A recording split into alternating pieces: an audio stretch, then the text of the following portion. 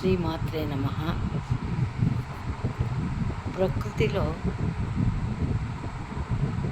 ఆట జరుగుద్ది, ఆత్మల యొక్క ఆట. ఈ ఆట ఎలా అంటే అందరినీ ఆడిస్తుంది. తప్పు ఒప్పు, మంచి చెడు ఉంది, గొప్ప బీద అన్ని ఆటలు ఉన్నాయి.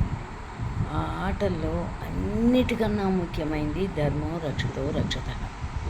ధర్మాన్ని నువ్వు నిలబెట్టు, నిన్ను ధర్మం కాపాడుతుంది. ఎవరినైనా అనవసరంగా ఒక మాట అన్నావనుకో, వాళ్ళు తిరగబడి నిన్నంటే నీకేం బాధ లేదు, అయిపోతుంది ఆడికి. అదే అనకుండా ఇట్ట మింగి ఓర్చుకొని తల వంచుకొని వెళ్ళారనుకో, వాళ్ళ వల్ల నీకు ఏం జరుగుతుందో నీకే తెలియదు. ఒక యాక్సిడెంట్ అవ్వచ్చు, కాలు జారచ్చు, తల పగలచ్చు, ఏదైనా జరుగుద్ది.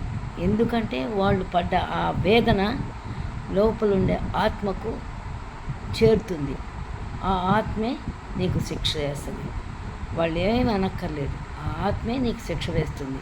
అది ఏం జరుగుతుంది? ఇప్పుడు దెబ్బ తగిలి మాడు పగిలి నీకు ఎందుకు అంత దెబ్బలు తగులుతాయి అనేది ఆలోచించు. ఎప్పుడో తప్పు చేస్తేనో అహంకారాన్ని ప్రదర్శిస్తేనో జరుగుతాయి.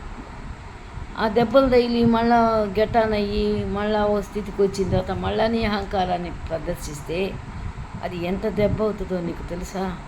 నీకు అర్థమవుతుందా? కాబట్టి ఎవరిని, ఏ మనిషిని హర్ట్ చేయొద్దు. పూజలు చేయకపోయినా పర్వాలేదు, దాన ధర్మాలు చేయకపోయినా పర్వాలేదు, ఏం చేయకపోయినా పర్వాలేదు, కానీ మనిషిని మాత్రం హర్ట్ చేయొద్దు. అది చాలా చాలా ఇంపార్టెంటు.